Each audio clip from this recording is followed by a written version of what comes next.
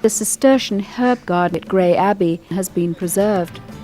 The monks were famous for using herbs for everything from soup to salve. Over there we have fennel. Beside the fennel we have the rosemary. The rosemary is good for headaches, migraines, things like that. Beside that, as I say, is a fennel, which is good for the waterworks and kidney complaints. Now you got to imagine at the time, there's only three things they could have done for you in the time. Either start you going to the toilet, or stop you going to the toilet, or help you when you were bleeding.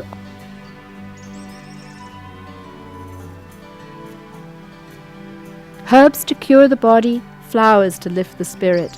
The rain that gives Ireland its many shades of green also adorns the countryside with wild fuchsia hedgerows and the stunning roses of Tralee.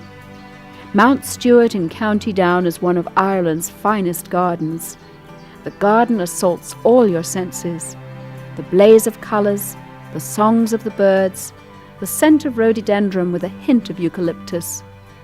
The house is centuries old. The garden, especially the Dodo Terrace, is more recent. Well, it really dates from the 1920s. Lady Mary, who presently lives at Mount Stewart, her mum was very much a political hostess in the 1920s, and at that time she ran a little art club, and basically everybody who was anybody, from Winston Churchill to society painters of the time, poets, would have got together in Londonderry House in Park Lane, and they were all given a name of an animal, and it was known as the Ark Club, and that's the Ark. And you would have had Winston the Warlock, who was Winston Churchill, and Edith Lady Londonderry, the lady who set out all these formal gardens, this very much political hostess. She was Circe the Sorceress. So these are just all statues that are sort of a whimsical thing, a very interesting part of the history of Mount Stewart here. The garden flourishes thanks to the Gulf Stream. It's amazing to see New Zealand cabbage trees this far north. The planting is so clever that any time of the year the garden is in bloom.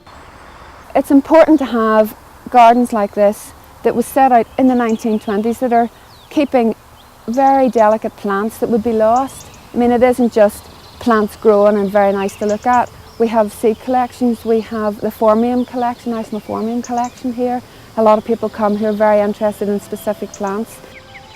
If these 17th century gardens at Antrim Castle have a mini Versailles look to them, it's because a French designer may have laid them out. There are round ponds, canals and long lakes with narrow lovers' paths, forcing you to walk very close to your partner. When this garden was laid out, it was the formal garden close to the castle. When you had visitors or people to stay, you could take them out, show them your archaeological features in the gardens, take them out along the long canals, and see the various features like that. You took your carriage out, you took your visitors on a tour through the grounds, and again you may have had some archaeological features. The more you had, the better, and it was just a form of entertaining your guests. Mount Stewart and Rower Lane, both world-famous gardens, are maintained by the National Trust. Poseidon seems poised for a round of golf at one of many fine courses. Some inland, but many on the coastal strip that links the land to the sea. This is golf in Northern Ireland, just about as challenging, scenic and friendly as it gets. Even when there's a touch of Irish mist in the air at the Royal Belfast Golf Club, it doesn't stop keen golfers from tackling the long and demanding Parkland course. Our signature hole would be probably the par 3 11th, it's 167 yards up the hill, covering gorse bushes with the sea as a backdrop. It's beautiful. Championship courses like Royal Portrush on the north coast are what draw many golfers, a chance to play the toughest holes in the wildest weather. Royal County Down Golf Links lies in the shadow of the mountains of Mourne. 18 narrow holes laced through gorse bushes, sand dunes and treacherous bunkers, all on the edge of the town of Newcastle. At Galgorm, one of the new Parkland designs offers another challenge.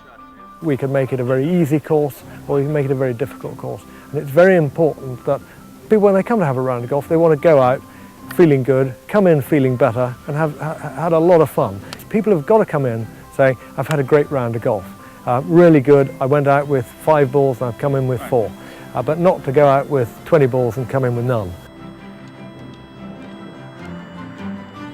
For more information, visit our website on topoftheworld.net.